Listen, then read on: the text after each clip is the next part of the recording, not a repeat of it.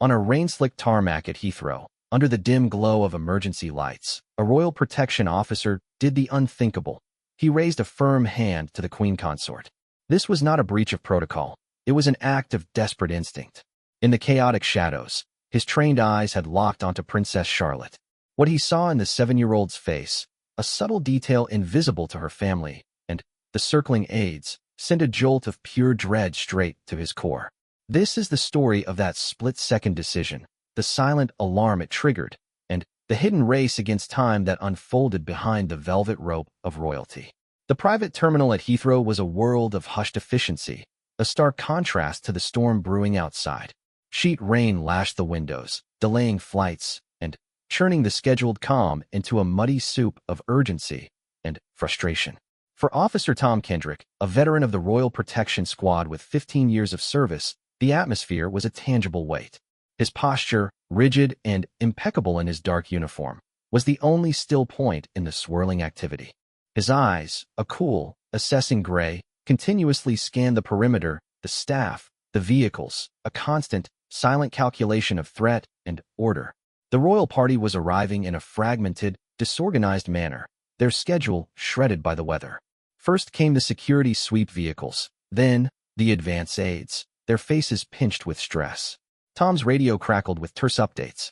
Finally, the main limousine slid into view, its black paint gleaming under the harsh floodlights. The door opened, and Camilla, the Queen Consort, emerged.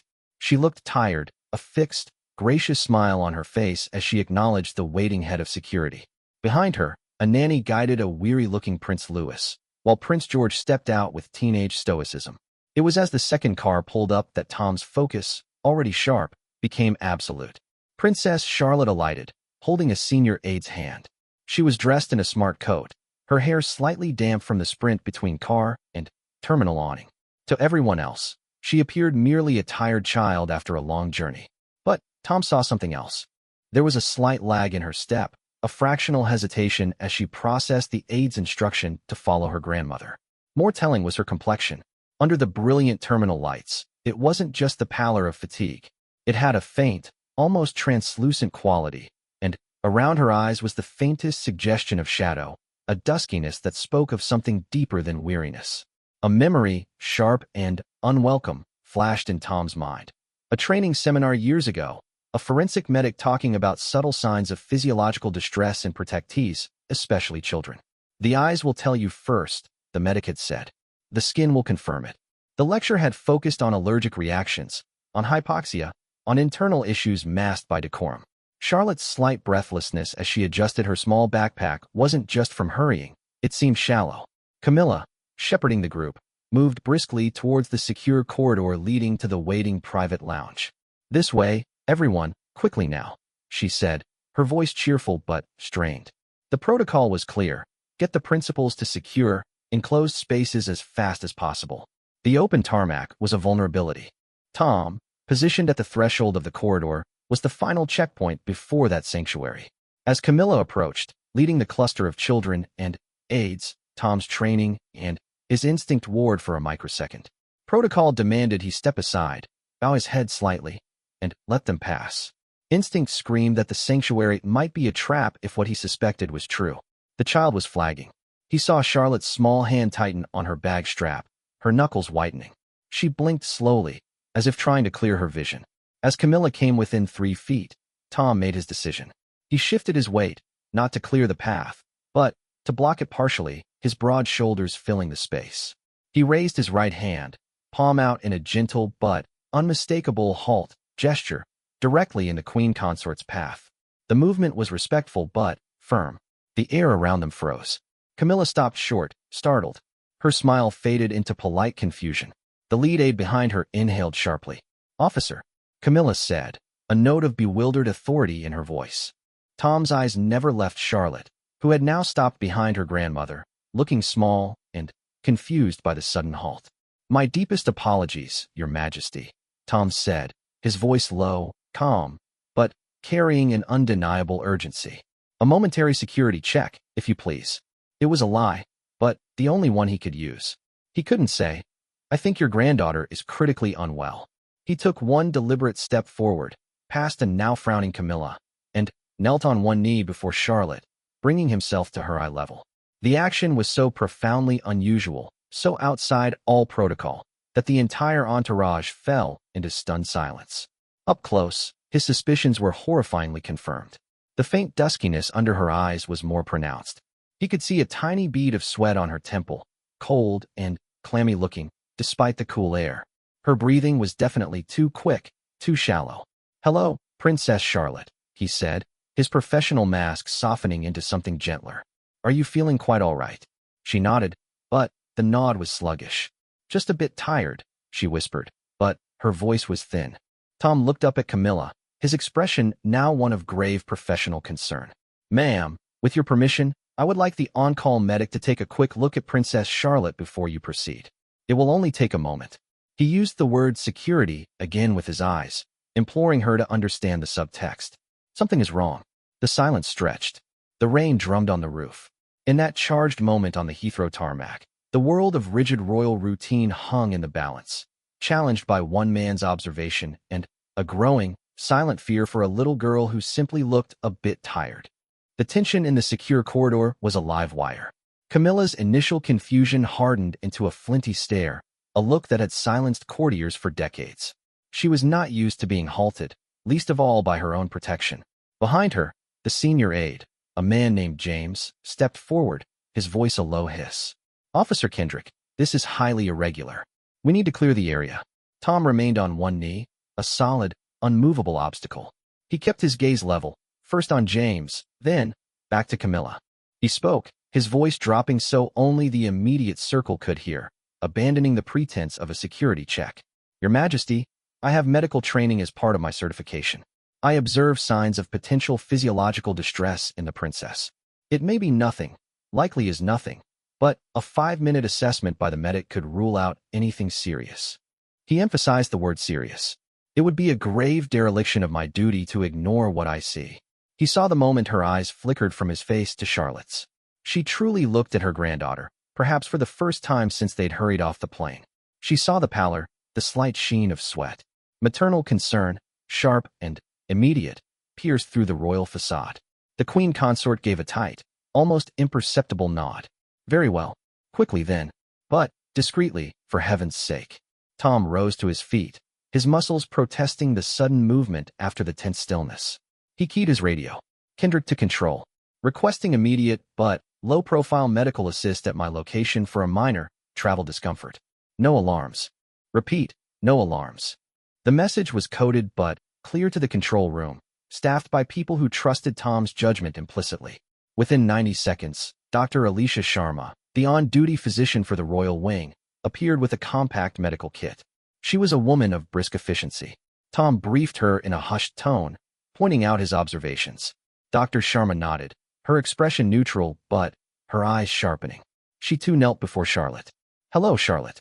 I'm Dr. Alicia. I hear you might be feeling a bit poorly. Would it be all right if I just had a quick listen to your heart? It's what I do when I fly sometimes. It feels a bit funny." Charlotte, reassured by the doctor's calm demeanor, nodded. The simple stethoscope exam there in the corridor seemed to take an age. Dr. Sharma's neutral expression did not change, but Tom, watching her eyes, saw a minute flicker of focus, then concern. She checked Charlotte's pulse at her wrist, her fingers lingering. She looked at the girl's fingernails, then gently pulled down her lower eyelid to examine the conjunctiva. Dr. Sharma stood and turned to Camilla and Tom. Her voice was professionally calm, but her words were ice. "Princess Charlotte's heart rate is significantly elevated, and her blood oxygen saturation is lower than it should be. This is not simple fatigue or travel sickness.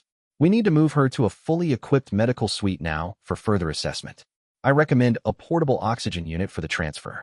The word oxygen sucked the air from the corridor. Camilla's hand flew to her chest. "Oxygen. But she was fine on the plane." "Children can decompensate very quickly, ma'am," Dr. Sharma said gently, but firmly. "The symptoms Officer Kendrick noted are often the only outward signs before a more rapid decline." She gave Tom a brief, acknowledging glance, a look that said, "You were right. You caught it." The operation changed in an instant. The discreet transfer to the lounge was abandoned. Now, it was a controlled medical emergency. Tom took charge of the logistics, his voice a quiet drumbeat of orders on the radio. The corridor was cleared of all non-essential personnel. A discreet, wheelchair-style transport was summoned, not for protocol, but for safety. As Charlotte was gently settled into it, an oxygen mask placed over her nose and mouth, her wide, frightened eyes sought Tom's. He gave her a small, firm nod, a gesture of solidarity. "You are safe. We are handling this." In the private medical suite, a world away from the plush sofas of the VIP lounge, things moved with urgent precision. A pediatric ECG was attached, blood was drawn for immediate analysis. Tom remained posted outside the door, his usual external vigil turned inward, his ears straining for any snippet of information from within. He heard Dr. Sharma's voice, tense now, talking about cardiac enzymes and inflammatory markers. He heard Camilla's voice, thick with worry, speaking rapidly on a secure phone, undoubtedly to William and Catherine, who were on a separate engagement overseas. An hour later, Dr. Sharma emerged, her face grave. She addressed Camilla, with Tom listening intently. "The initial blood work shows markedly elevated troponin levels, ma'am. That is a protein released when the heart muscle is damaged. Princess Charlotte is experiencing myocarditis, inflammation of the heart muscle." Camilla staggered slightly, and Tom instinctively stepped closer, offering an arm of support which she numbly took. "Myocarditis? How? A virus?" "Very likely," Dr. Sharma confirmed. "A common cold virus can sometimes attack the heart, especially in children. It's rare, but it happens. The stress and lowered oxygen pressure of the flight may have exacerbated it, pushing her system to the brink." Had this gone unnoticed, she left the sentence hanging, but her meaning was clear. The brink could have been catastrophic heart failure, perhaps later that night in her bed, miles from immediate help. Camilla turned to Tom, her eyes filled with a storm of emotion, horror, gratitude, disbelief. "Officer Kendrick, you saw what none of us did." Tom simply bowed his head. The alarm had been raised. But the crisis, he knew, was only just beginning. The medical suite at Heathrow became the nerve center of a silent storm. Within minutes of Dr. Sharma's diagnosis, the full machinery of royal and state crisis management engaged, but with a paramount directive: absolute secrecy. The world could not know a future queen was fighting for her health on a hospital gurney in an airport. Tom's role evolved from protector to a key logistical node. He coordinated with the palace communications team to craft a plausible cover story. A minor, lingering stomach bug would explain Charlotte's withdrawal from public view. He liaised with the security detail for Prince William and Catherine, who were now cutting short their tour in a private agony of worry, arranging their covert, high-speed return to London. His most solemn duty was overseeing the transfer of Charlotte to a specialized pediatric cardiac unit at a top London hospital. It was a military-style operation involving a decoy motorcade and a disguised ambulance, with Tom in the lead escort vehicle, his senses screaming for threats on the rain-slicked M4 motorway. At the hospital, in a secure, isolated wing, the reality settled in. Charlotte was stable but critically ill. The inflammation in her heart was severe. Specialists spoke in hushed tones about immunosuppressive therapy, close monitoring for arrhythmias, and the long, uncertain road to recovery. The potential for permanent heart damage was a specter in the room. For Tom, the professional duty morphed into a profound personal vigil. He was assigned to the round-the-clock security rotation outside Charlotte's room, but it was more than a post. He heard the soft beep of the monitors through the door, a sound that became the rhythm of his own anxiety. He saw the drawn, terrified faces of William and Catherine when they arrived, still in their formal attire from the abandoned engagement. Catherine, upon being briefed and learning of Tom's role, had paused before him, her eyes red-rimmed but fierce. "You saved her life," she had whispered, her voice breaking. "Thank you." The gratitude was a weight as heavy as any failure might have been. Tom found himself replaying those moments at Heathrow. What if he had dismissed the signs as childish tiredness? What if he had bowed and let them pass? The what-ifs were a chilling soundtrack in his mind.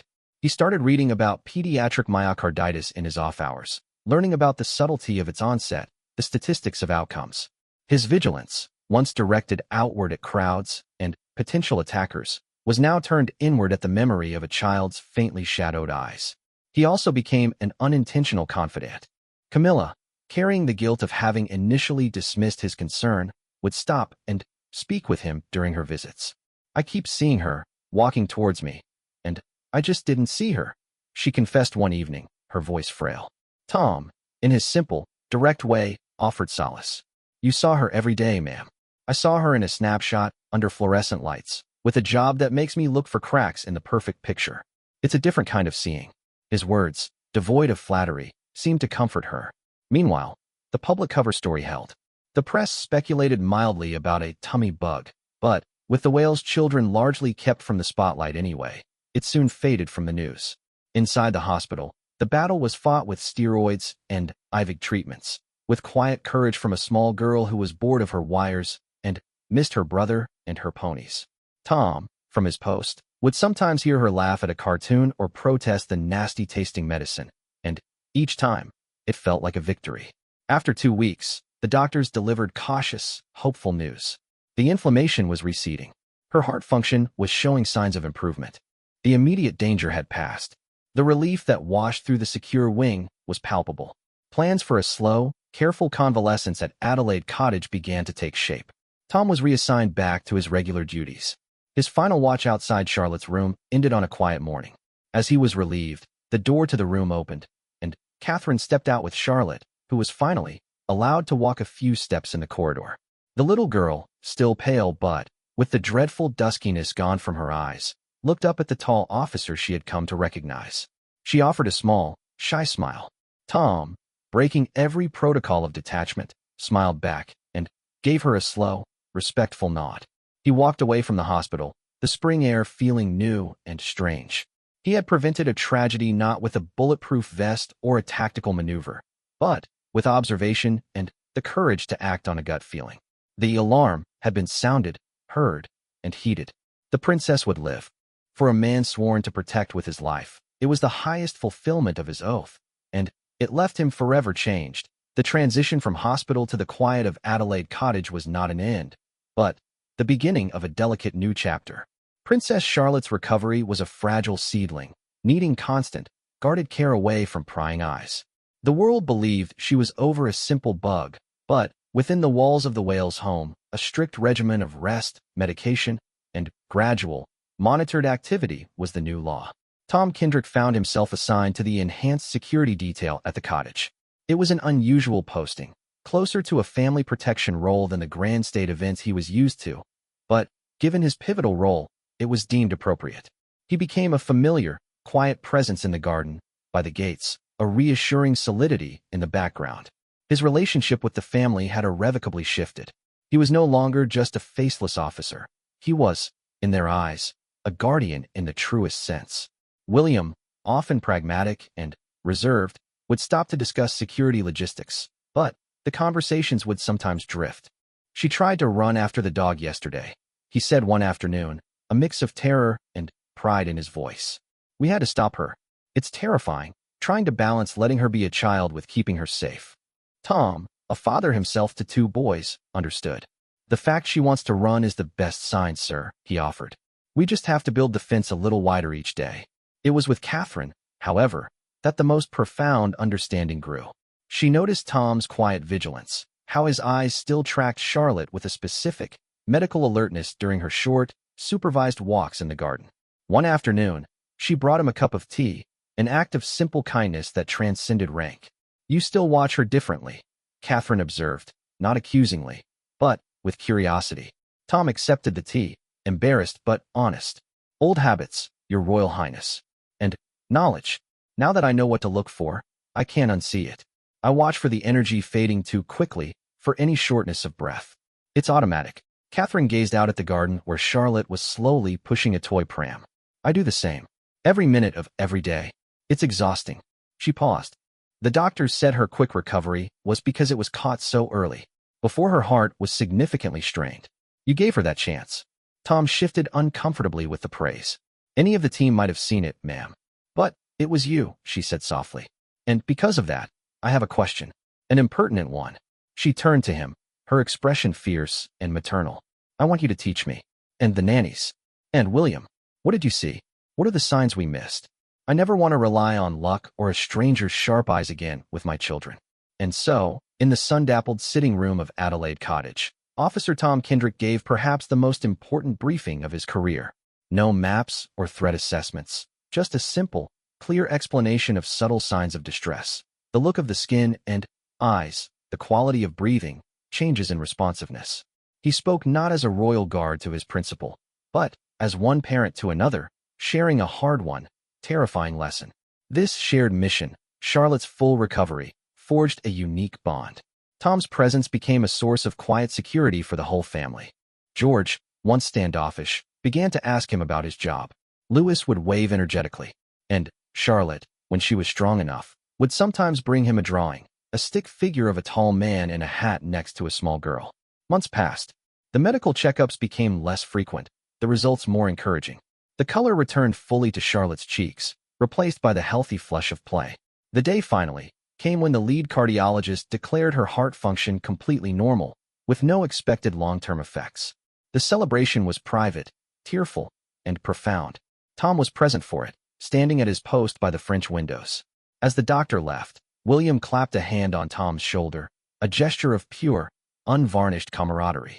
"We'll never be able to thank you properly, Tom," he said, using his Christian name for the first time. It was the final seal on the extraordinary journey that had begun with a raised hand on a rainy tarmac that a year later, the scene was a study in contrasts. Sunshine bathed the lawns of a palace garden party, replacing Heathrow's grim rain. Laughter and the clink of teacups filled the air, a world away from the beeping monitors and hushed hospital corridors. Officer Tom Kendrick was back in his formal ceremonial role, a polished and impassive sentinel at the periphery of the event. His eyes still scanned, but the sharp, medical anxiety was gone, replaced by a professional calm. His gaze, like many others, naturally found the Wales family. They were working the crowd, a picture of relaxed diplomacy. And there, between her parents, was Princess Charlotte. She was a year older, taller, her hair in a neat ponytail. She chatted politely with an elderly dignitary, then shared a whisper and a giggle with George. She was vibrant, energetic, utterly transformed from the fragile ghost of a child he had knelt before. As the family moved along the reception line, they eventually neared Tom's station. Protocol dictated he remain statue still, eyes forward. But, as they passed, Prince William gave him the slightest, knowing nod. Catherine's smile, as she glanced his way, held a universe of silent gratitude. And then, Charlotte, catching her mother's eye, turned her head. She saw Tom, recognized him immediately. She didn't wave. She had been impeccably coached in public decorum. But she gave him a small, deliberate, and brilliant smile, a flash of unguarded recognition that was just for him. In that moment, the entire story, the alarm, the fear, the silent race, the long recovery, culminated. That smile was the final report, the all-clear signal, the victory flag. It was living proof that his intervention had not just averted a tragedy, but had preserved a future. The woman she would become, the life she would lead, all of it had teetered on the edge of a cliff that stormy night. He had pulled her back. The party continued around him, a swirl of color and chatter. Tom stood firm, his expression once again the inscrutable mask of the royal guard. But, inside, a deep and quiet peace had settled. The memory of those anxious days was not gone. It was part of him now, a somber stripe in the fabric of his career. But it was balanced, overwhelmingly, by the sight of a healthy, laughing little girl in a sunshine-yellow dress. He had done his duty, in the most profound way imaginable. He had protected his principal, not from a bullet or a bomb, but from an invisible, internal enemy. And, in doing so, he had learned that the most important threats are not always the ones you profile in a crowd, but the ones that hide in plain sight, in the faint shadow under a child's eye. The guard had stopped the queen consort, raised an alarm, and, in the end, had gifted a family, and a nation, with a future that had almost slipped silently away. His watch continued, but the most critical battle was won.